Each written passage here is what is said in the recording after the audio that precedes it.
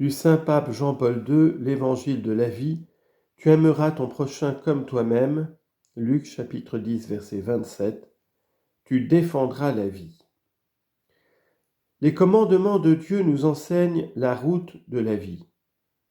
Les préceptes moraux négatifs, c'est-à-dire ceux qui déclarent moralement inacceptable le choix d'une action déterminée, ont une valeur absolue dans l'exercice de la liberté humaine.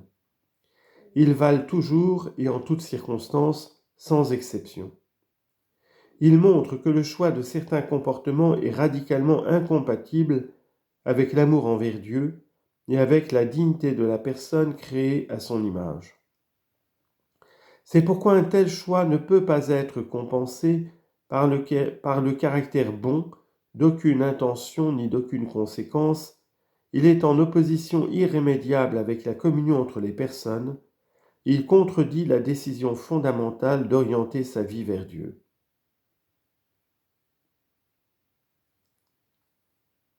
Dans ce sens, les préceptes moraux négatifs ont déjà une très importante fonction positive.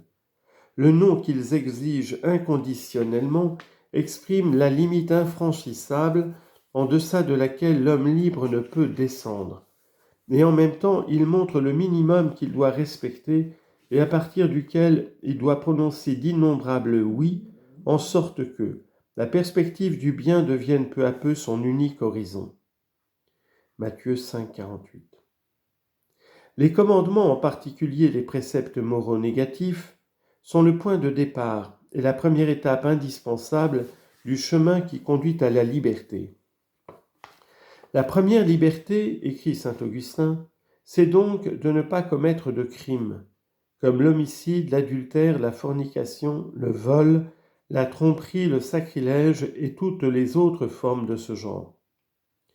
Quand un homme s'est mis à renoncer à les commettre, et c'est le devoir de tout chrétien de ne pas les commettre, il commence à relever la tête vers la liberté. Mais ce n'est qu'un commencement de liberté, ce n'est pas la liberté parfaite. Fin de citation de saint Augustin.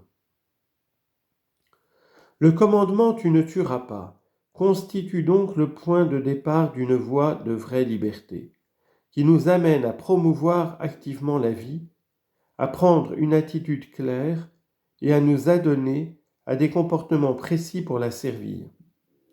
Ce faisant, nous exerçons notre responsabilité envers les personnes qui nous sont confiées et nous manifestons dans les faits et en vérité notre reconnaissance à Dieu pour le grand don qu'est la vie. Confère Psaume 139-138, versets 13 et 14. Le Créateur a confié la vie de l'homme à sa responsabilité et à sa sollicitude, non pour qu'il en dispose de manière arbitraire, mais pour qu'il la garde avec sagesse et la mène avec une fidélité aimante. Le Dieu de l'Alliance a confié la vie de tout homme à l'autre, à son frère, selon la loi de la réciprocité, de donner et de recevoir, du don de soi et de l'accueil de l'autre. À la plénitude des temps, en s'incarnant et en donnant sa vie pour l'homme, le Fils de Dieu a montré quelle hauteur et quelle profondeur peut atteindre cette loi de la réciprocité. Par le don de son esprit, le Christ confère un sens et un contenu nouveau à la loi de la réciprocité, au fait de confier l'homme à l'homme. L'Esprit qui est artisan de communion dans l'amour crée entre les hommes une fraternité et une solidarité nouvelles. Véritable reflet du mystère de don et d'accueil mutuel de la très sainte Trinité. L'Esprit lui-même devient la loi nouvelle qui donne aux croyants la force et fait appel à leur responsabilité pour qu'ils vivent mutuellement le don de soi et l'accueil de l'autre en participant à l'amour de Jésus-Christ, et cela à sa mesure. C'est aussi cette loi nouvelle qui anime et donne sa forme au commandement « Tu ne tueras pas ».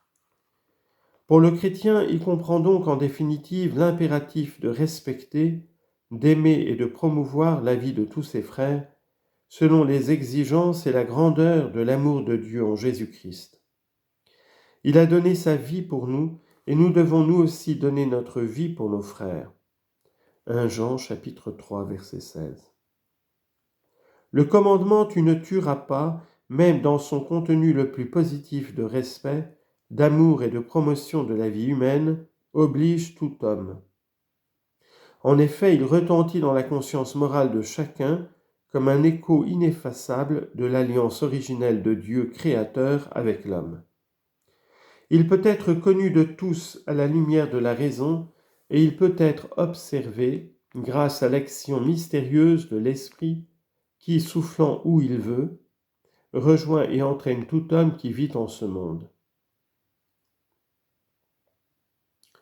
Le service que nous sommes tous appelés à rendre à notre prochain est donc un service d'amour, pour que la vie du prochain soit toujours défendue et promue, mais surtout quand elle est la plus faible ou la plus menacée.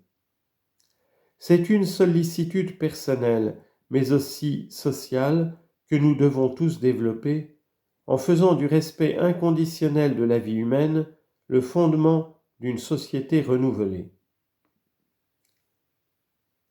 Il nous est demandé d'aimer et d'honorer la vie de tout homme et de toute femme, et de travailler avec constance et avec courage pour qu'en notre temps, traversé par trop de signes de mort, s'instaure enfin une nouvelle culture de la vie, fruit de la culture de la vérité et de l'amour.